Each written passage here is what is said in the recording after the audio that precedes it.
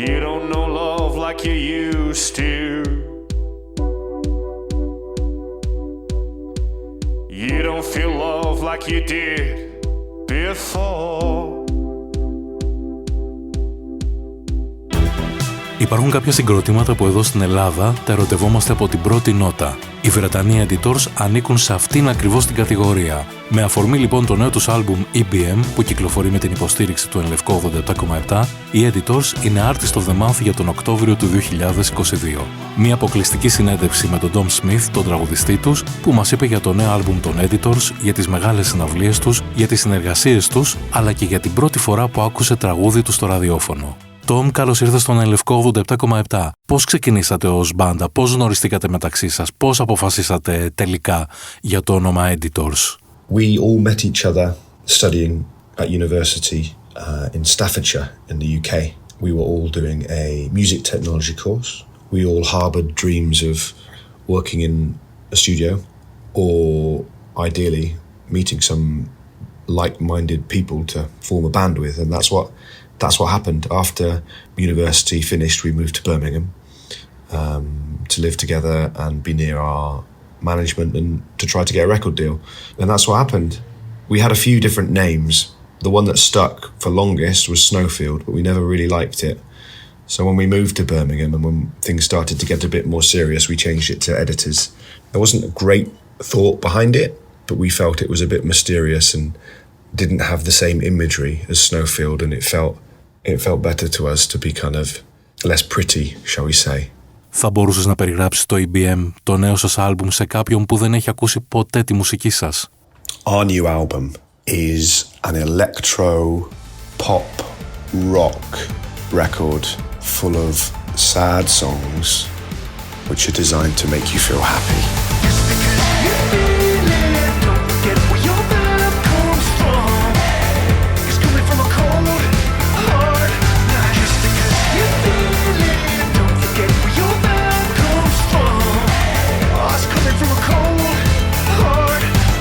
Ο Benjamin John Power, ο Black Mass, από συνεργάτης, παραγωγός σας σε κάποια από τα τραγούδια του άλμπουμ σας Violence του 2018, τώρα πια είναι επίσημα ένας από τους Editors. Πώς είναι να έχετε ένα νέο μέλος στο συγκρότημα, πώς λειτουργεί μεταξύ σας?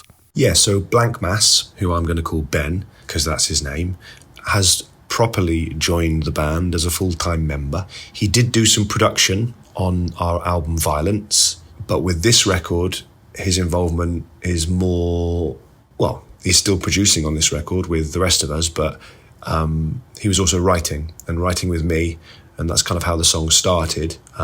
Me trying to put my voice to his kind of electronic soundscapes, and then us as a band trying to use them ideas to, you know, develop them and turn them into the record that you can hear now. So yeah, there was 4 of us in the band for the first 3 records.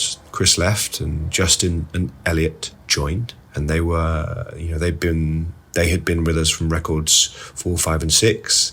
Now with this 7th record, with Ben joining as well, 6 of us, it really feels like the beginning of our 3rd chapter. Who knows what the future holds, but we like change. It's exciting to feel like you're doing new things with new people. Ποιο θεωρείς ότι είναι το τέλειο σκηνικό ή τέλειες συνθήκες για να ακούσει κάποιος το EBM και να το απολαύσει στο μέγιστο? Well, our album EBM was written with the idea that people would hear it for the first time at a festival in a tent. That was kind of the way these songs came together. We were in lockdown. We were dreaming of that environment, that kind of hedonistic kind of festival setting. So I'd say the best place for someone to enjoy EBM, given that, would be seeing us play at a festival late at night in a sweaty tent, losing our minds together.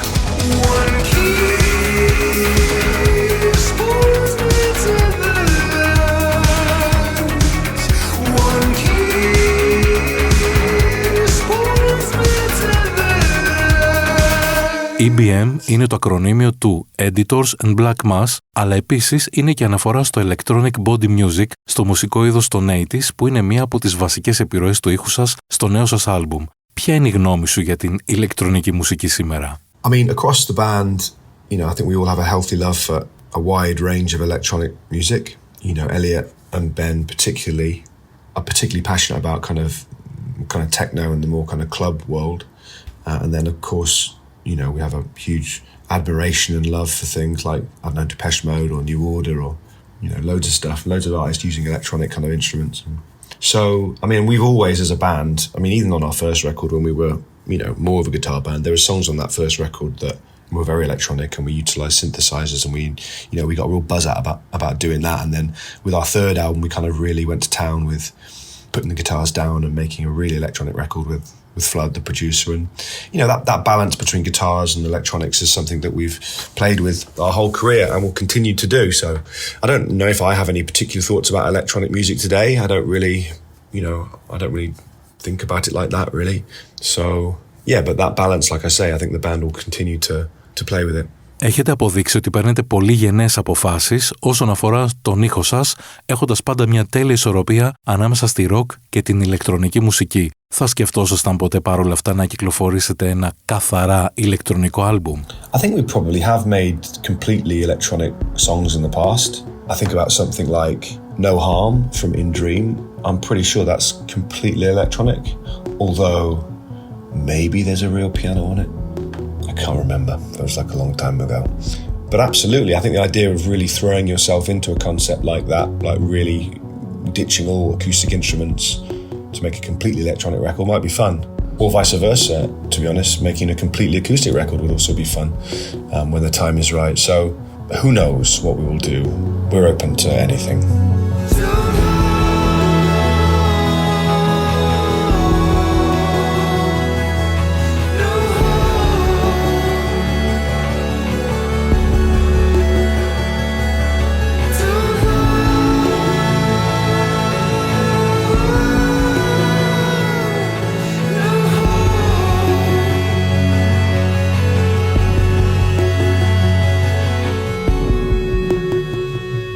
Υπάρχει κάποια σύνδεση ανάμεσα στο Violence, το άλμπουμ σας του 2018 και το καινούριο σας, το EBM? Είναι δηλαδή το ένα συνέχεια του άλλου ή το αντιμετωπίζετε κάθε φορά σαν κάτι αυτόνομο? I think the link between Violence and EBM is obviously Ben. His involvement on Violence was more kind of additional production. And to be honest, through the journey of making that record, his input did get diluted slightly as we finished the record with Leo Abrahams, and it became something slightly different. But he was a presence nonetheless, and obviously with EBM he's in the band in a much bigger presence and not been diluted at all, I don't think. So I don't know. I mean, our records, the directions we take and the decisions we make, for the most part, seem quite organic, and they just evolve quite naturally without kind of defining some kind of approach beforehand.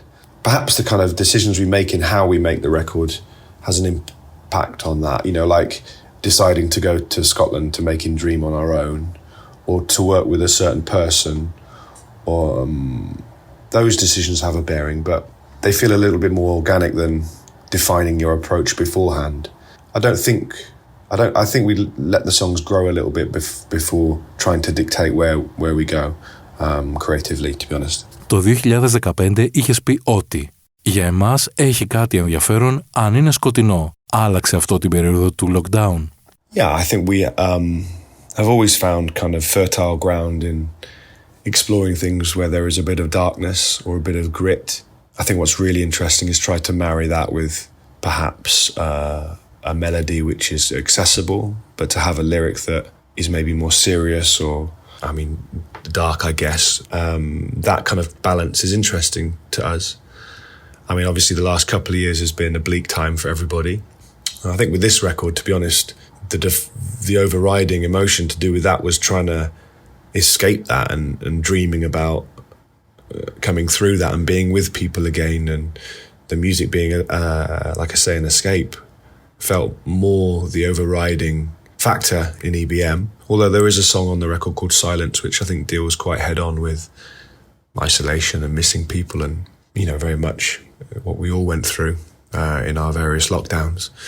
So, but I think that, you know, interest in exploring things like that is part of who we are as musicians. It's always been there, and it always will be there. I'm not very good at writing lyrics which perhaps are more trivial or more poppy or more, less dark, I guess. I just don't find that kind of side of things interesting, or like I said before, or fertile. I don't, I just can't do it. So yeah, to us, it's just the way we're wired. Every day I pray, I'm the first to go. Without you, I would be lost. And I promised myself I wouldn't sing about death. I know I'm getting boring now.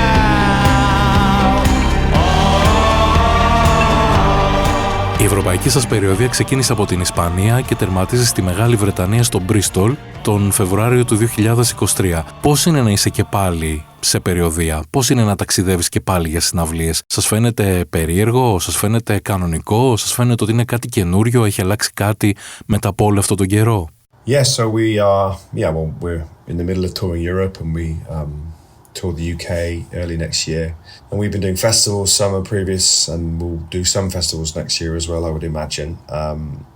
To be back on the road, it feels a mixture of things. It feels great. It's amazing to be back with everybody and have that kind of brotherhood and connection with the band and be back on stage. But the world hasn't just clicked its fingers and gone back to normal. It's strange out there too. It's hard. So if anybody's coming to a show, we're eternally grateful, because it's not easy for people at the moment. So yeah, it does feel good. On occasions, great. We just had a wonderful show in Berlin. We've had lots of great shows, but there is still problems out there, which doesn't make it all good. Τι είναι αυτό που τελικά σε κάνει πιο υπερήφανο, οι ηχογραφήσεις των editors ή οι μεγάλες σας συναυλίες? I think I'd have to be most proud of the recordings. It's those things that will exist forever, long after I'm gone. There are certain songs from our catalogue that will be remembered for. They might not be my favourite of our songs, but, they will live on. So yeah, I am proud of that. There are a few big concerts that I think we've done that I'm proud of too, but there are moments in time, those, they fade as important as they were at the time, or how fondly I remember them. But they will fade. So yeah, the recordings I'd have to say I'm most proud of. Υπάρχει κάποιο τραγούδι σας που για κάποιο λόγο δεν έχετε παίξει ποτέ live? Ποιο είναι αυτό που σου έρχεται πρώτο στο μυαλό? Yeah, I imagine there's a few songs of ours that we've never played. Off the top of my head, there's a song called Counting Spooks on Violence that we never tried to play. Over the course of an album, I think it's quite common for there to be songs that perhaps wouldn't work well in a live environment. That doesn't mean they don't work well on records. On an album you can explore different moods, different things stylistically that perhaps on stage is less appropriate. I don't think that's particularly rare. Something like Counting Spooks, I think, is just a right pain in the ass to try to make that work on stage because of its composition and its musicality. It's just not really possible. But there'll be other songs that just, I don't know, just they work on a record, but doesn't mean they work on stage, does it? It's getting late. Skylines are state. This city's tired like we are.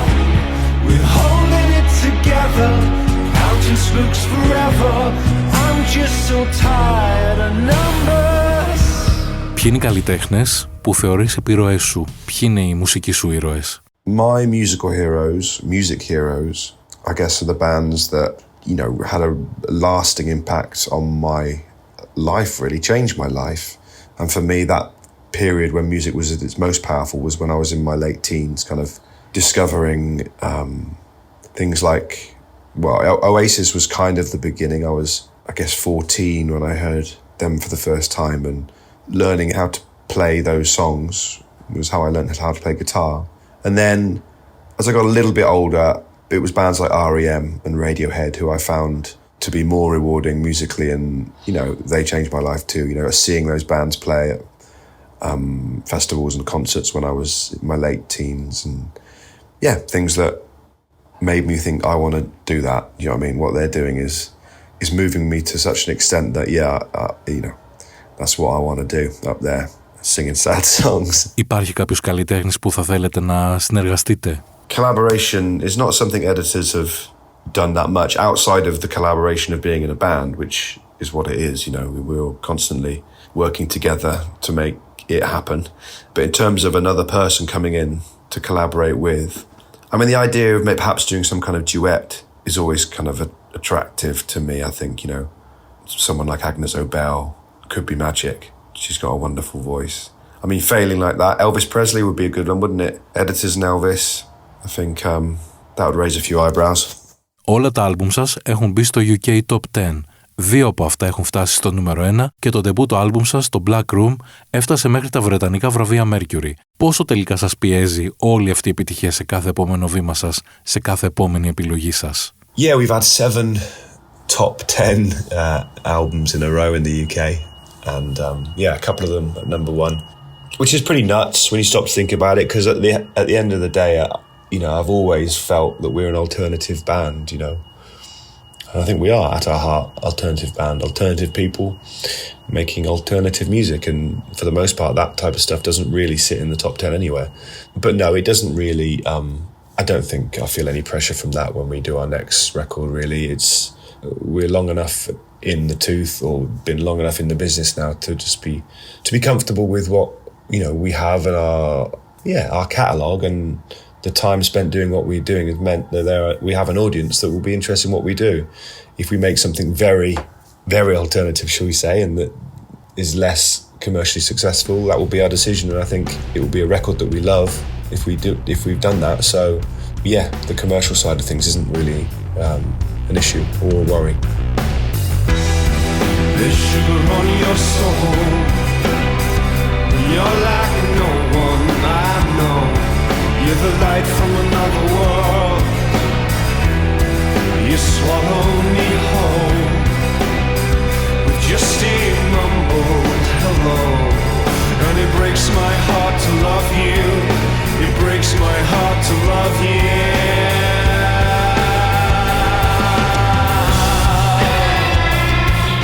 Έχετε μετανιώσει για κάτι που κάνατε? Έχετε μετανιώσει για κάτι που δεν έχετε κάνει ακόμα? No regrets, you know. Robbie Williams said it best.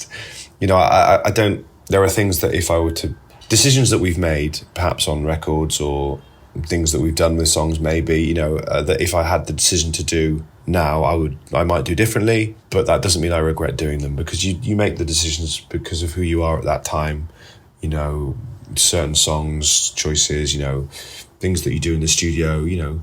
So I don't look back thinking, oh, fucking wish we'd, life's too short, and I'm very comfortable with the idea that, you know, we made the decision at the time to do whatever we did and then move on, you know.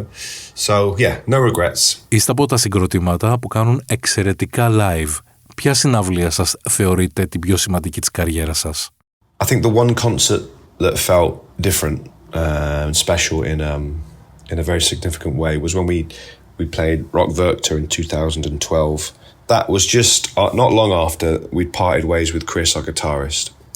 And that was obviously a very dark period for the band, and we weren't really sure if we could do it anymore. You know, we didn't understand how we could move forward and finish the songs that we'd started to write for what was our 4th record in the end. So, but we had this concert booked in, and it was a very big concert. It was the biggest one of our lives, and you know, that festival is a big one in Belgium and the whole of Europe, really. So we got Justin and Elliot in to help us do the concert. That was the thinking to start with, to play the old songs. But we started throwing a few new songs around too, and we ended up playing things like Sugar and the song Nothing, perhaps another song as well during the set, Two-Eyed Spider, I believe. So it was the biggest show of our lives, playing new songs with new people. And out of a time of immense insecurity and anxiety, it was a concert that we'll never forget, you know. And that second chapter of the band was forged on that stage in the field in Belgium. And yeah. So without that moment, it's just very, very important. Έχετε παίξει αρκετές φορές στην Ελλάδα. Πώς σας φαίνεται τελικά το ελληνικό κοινό? Yes, we've been a few times to Greece, festivals and a few club shows as well. It's always a lot of fun. I mean, my overriding impression of the audience is they're loud and vocal and in your face and kind of slightly kind of aggro, but in a beautiful way, in a passionate way, which really suits what we're trying to do, you know. we make passionate music, so to have that kind of reflected back at you from your audience is really rewarding. You know, we'll play to anybody, and it's fine if people just want to stand there and listen. But my experience of playing in front of Greek crowds is they want to throw themselves around and make noise and get involved, and it's a lot of fun. Ποιες είναι οι πιο δυνατές αναμνήσεις σου από όλες αυτές τις φορές που έχεις έρθει στην Ελλάδα? I've got a couple of very memorable moments in Greece. I think musically, I think it was the Eject Festival, and that time we were playing Papillon for the very first time, so the summer of 2009, or maybe 2010 actually. So we were playing this and it might have been like the only second time, or it could have been the first time we played it actually. Very different song for Editors, obviously, very synthetic, very dancey, and like a little kind of, I don't know, like an editor's rave song. So playing that for the first time, I remember the crowd just kind of connecting with it immediately. And I wasn't nervous, but I was aware that it was a different musical statement. So to feel that kind of instantly go off on a hot Greek summer's evening was very memorable. Also, Ed and Elliot and I visited a couple of refugee camps with Oxfam in Greece. So that was also very memorable.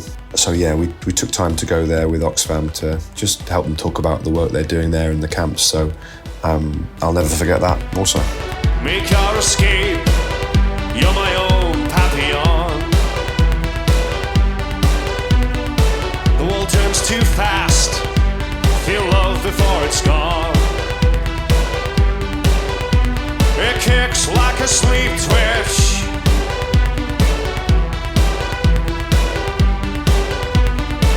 My Papillon, feel love when it's shone. Η κλασική ερώτηση που κάνουμε σε όλους τους Artist of the Month. Θυμάσαι την πρώτη φορά που άκουσες τραγούδι των Editors στο ραδιόφωνο? I remember vividly hearing Bullets on Radio 1 for the first time. We were at our house in Birmingham, kind of, huddled around the radio, because we'd been told by our plugger at the time that there was a chance he'd play it. And just hearing that blast out the speakers, it just completely blew our minds. Obviously, it's an unbelievable feeling to, there are a few stages in a band's kind of development that are things that are obviously very exciting. Getting to the point where you can no longer work your day job because you're too busy. So having to stop your job because you're getting in a splitter bus to tour the UK, that's a very exciting moment. Hearing your song on the radio for the first time is also a very exciting moment. Holding your record for the first time, all those things. But I remember Zane Lowe and his kind of very excited kind of way of doing things, and it was just fucking unbelievable. Absolutely loved it. Exciting times that was. Ποια είναι η σημαντικότερη συμβουλή που θα έδινες σε ένα νέο μουσικό? I think the most important thing for a young musician is to practice and just to do it all the time. All your spare time. Whatever it is you're doing, singing, playing the piano, playing the guitar, trying to write songs, do it just non-stop. It sounds simple, but you have to be passionate about these things. It has to be get home from school, first thing you do, go to your bedroom or whatever you do, and then just do it. And if you can't spend that much time doing it, then perhaps it's not for you. And then if you start really, really doing that, and things will start to happen that surprise you, and your kind of ability and your kind of your way of doing things will develop. So practice makes perfect.